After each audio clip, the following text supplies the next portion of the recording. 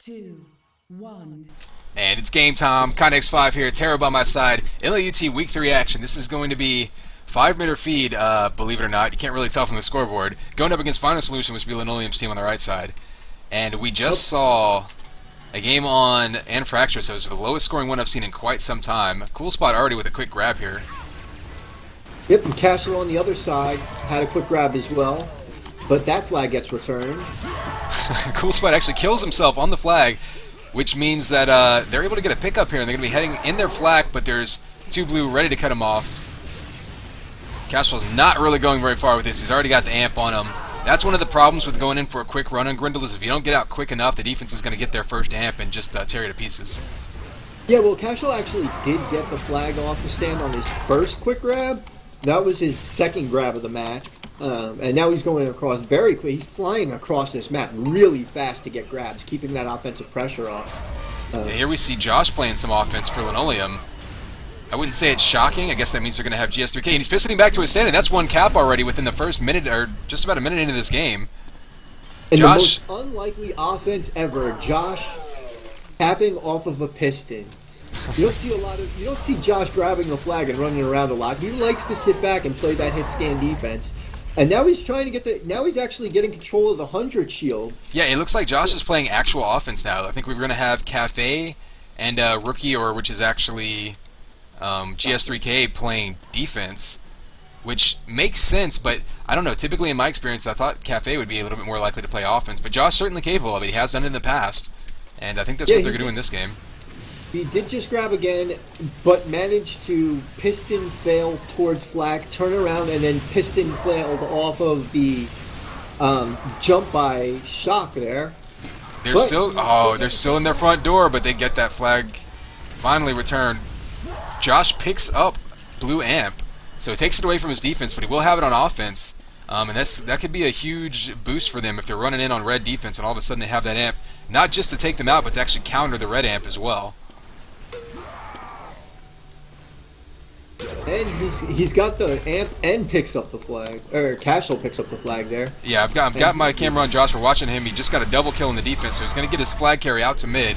Cashel really low in health, but he's coming back towards his shock. He needs a pickup right now. Not going to happen. Not going to get it. Yeah, it actually looked like he got comboed, which boosted him a little bit, but ultimately led to his demise, taking him down very low. 100 armor was up. Not sure who took it. It's probably negated by now. We're seeing, once again, the same thing we saw last map, which is blue team dropping 3 people directly into the enemy base just to completely overwhelm their defense and make sure that they get quality grabs off.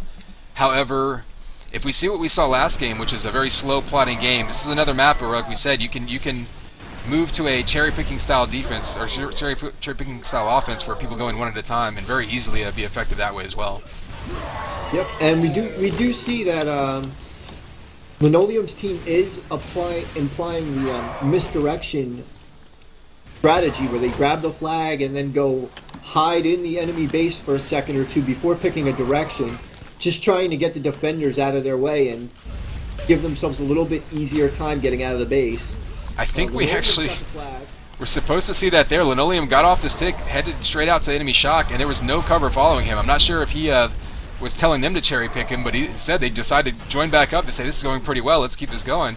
Get all the way back to base. Their entire team is there. It's on the stand. It's going to be a fight over clearing this base. Whoever can win this little battle is going to get a cap here, or is going to win this cap fight, rather. Pickups all over the place. Red actually jumps back towards their stand. A risky move there, trying to get the EFC kill. Not going to happen. And as a desperation move there, it doesn't work out for them. And all of a sudden it's 2-0 a quarter of the way into this match. But not entirely unlike Anfractuous. Not entirely unlike Anfractuous, a couple caps is not necessarily a comfortable lead on this map. No, not at all. We just missed a very quick grab running out where one of Marco's team had the chance to pick up the flag, but overshot it with his trans, and it got returned. And now it looks like they're having a bit of trouble making the pickups, because that's been 2 or 3 times now. It just happened again where the flag carrier got killed, dropped the flag, and what should have been a relatively straightforward pickup was missed. Now we've got Ganja waiting on the amp in his base. He's got it. It looks like he's in base playing defense with Cafe. So Linoleum back on offense with Josh and Cafe and Ganja taking. Oh, Linoleum tries to do the Q jump, pistoning up that lift and then out across mid. That's the fastest way to get across this map. Very tricky though. If anything hits you, it'll disrupt you. Yeah, that was the jump that Amp got really good at doing. He held the record for a long time for the fastest cap on this map.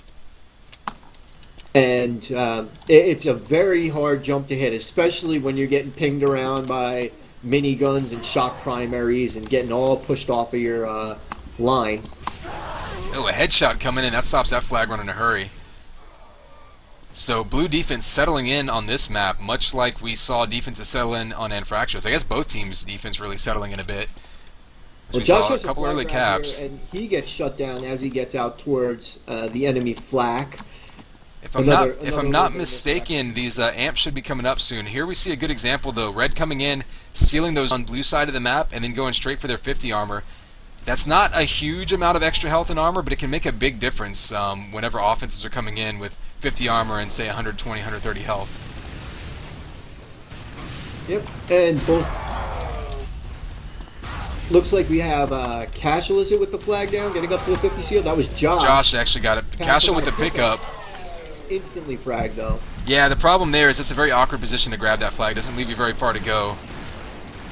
Yeah, the only real option you have there is to piston up, and it's kind of hard to do that when a defender is sitting where you're trying to piston to. Amp should be coming up soon. Keep an eye on if anybody can steal the other team's amp.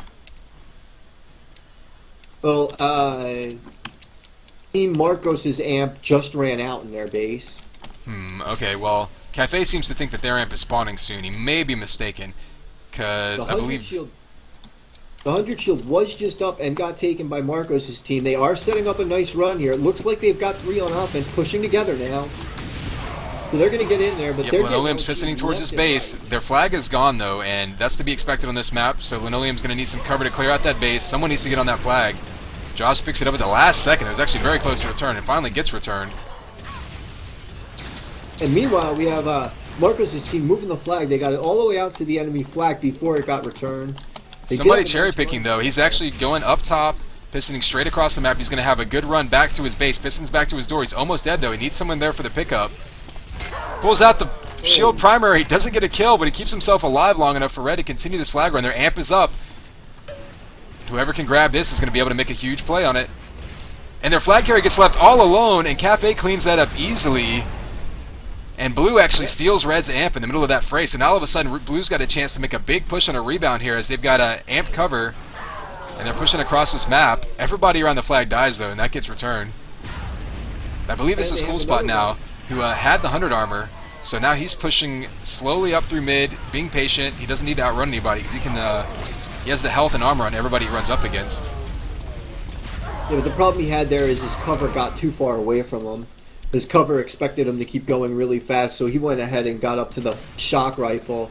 And Cool Spot was left standing there by himself, so I don't care if you have 100 armor or not. You've got 2 defenders bearing down on you and no cover. It's very likely that you're going to get taken out even with that 100 shield, especially if you're not pistoning like a madman, which Cool Spot is not really known for his pistoning. Not that he's not good at pistoning, he's just not known for it like some other people, like a Linoleum was in his prime.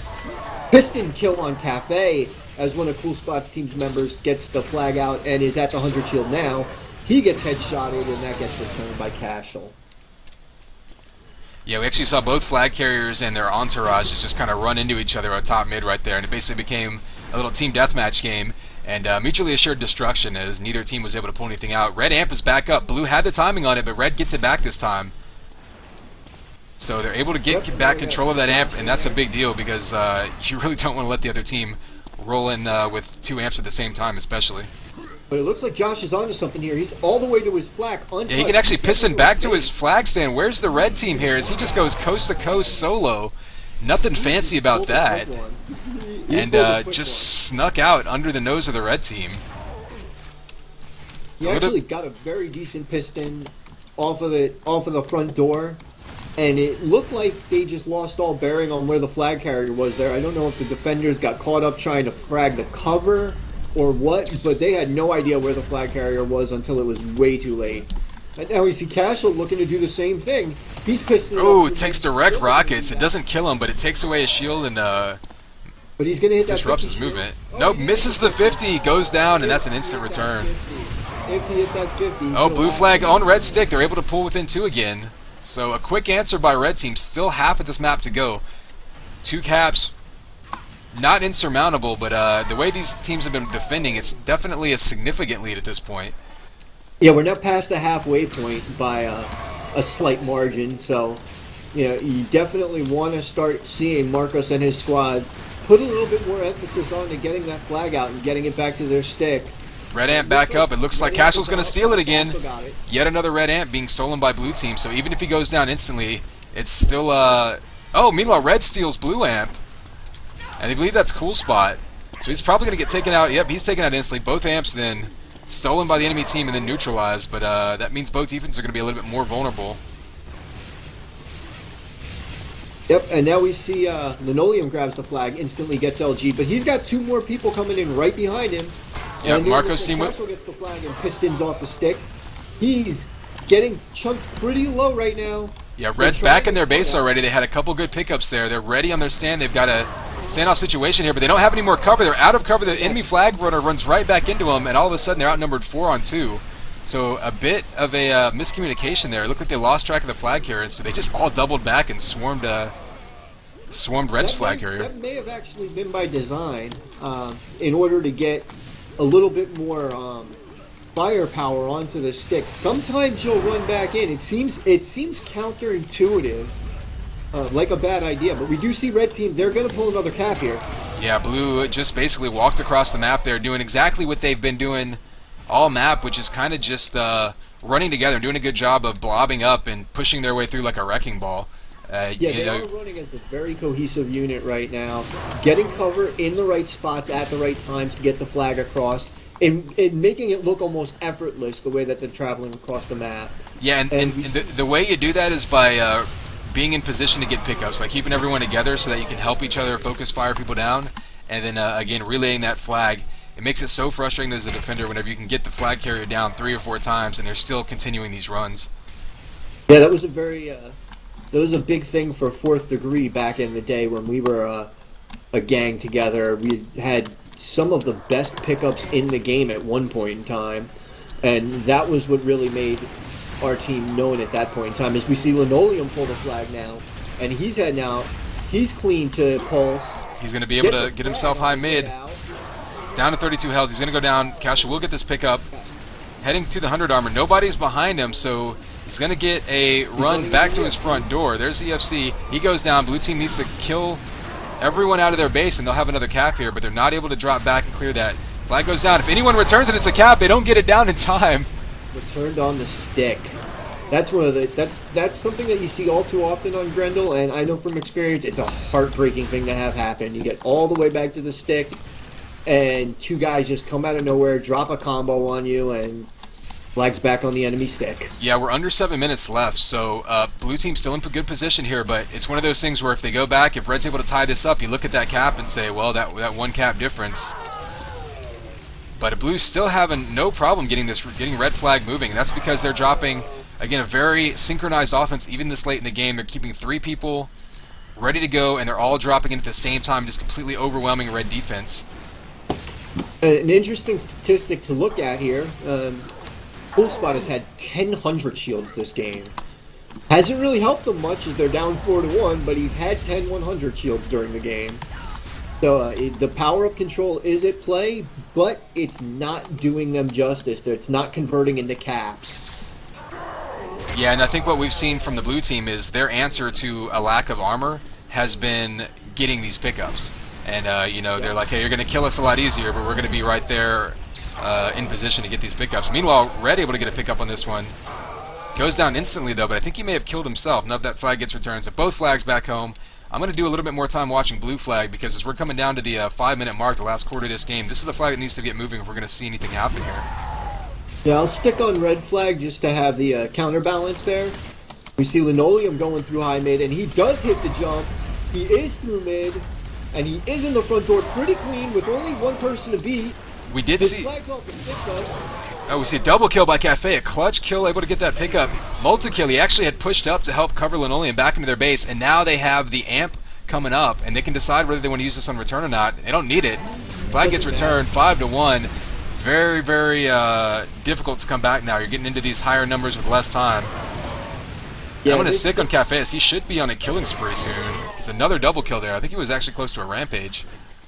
He was pretty close to a rampage. We see him really carrying the weight of his team. He's got 173 points, almost 100 points above anybody else on his team right now. That is some hardcore carrying right now. Give that guy a backpack.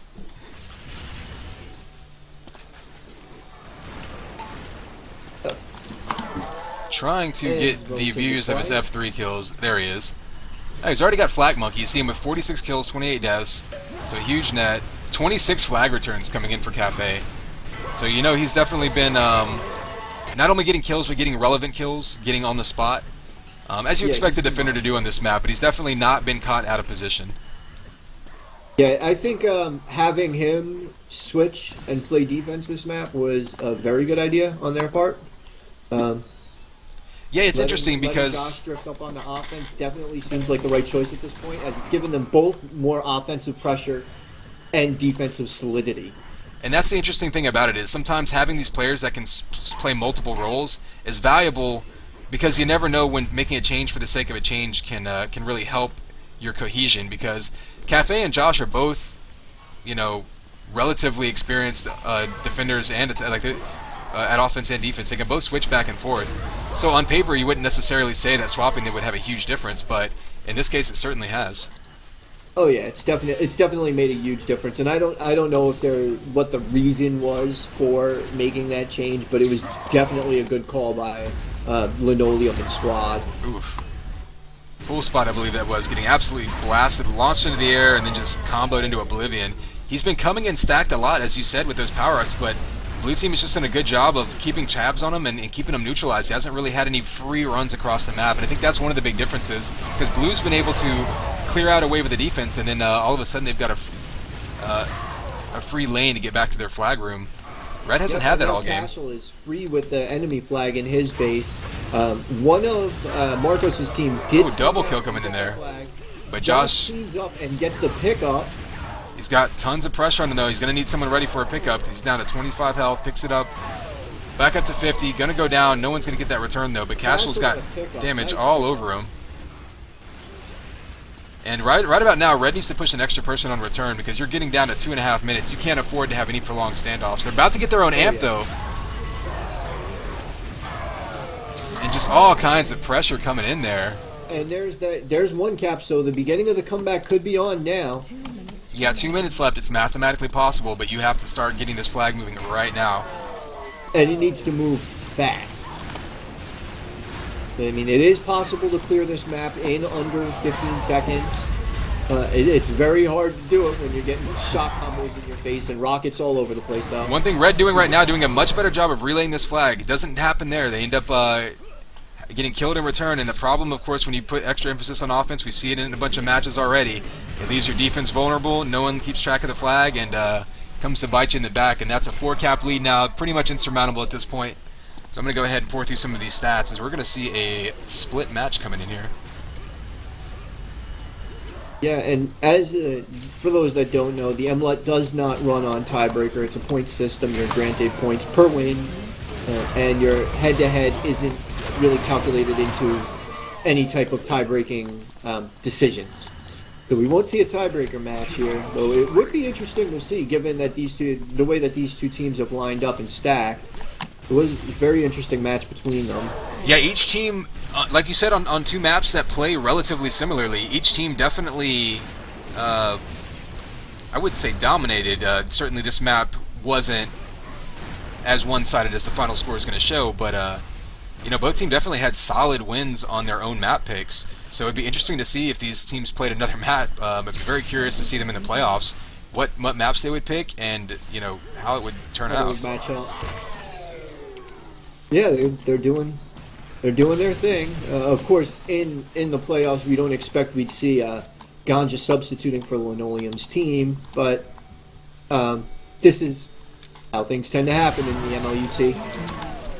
Yeah, and I mean, you know, you can argue and debate about how well Ganja did this game, and would Rookie have done as well? And I mean, that's impossible to know. But He's rookie. yeah, I mean, you really don't know. He played well in previous matches, so you know, it's not really a road you want to bother going down. The bottom line is we split maps, and that's that. So each team able to hold it down on their home map. That's really the important thing for each of these. And you know, we'll see what happens if these teams meet again.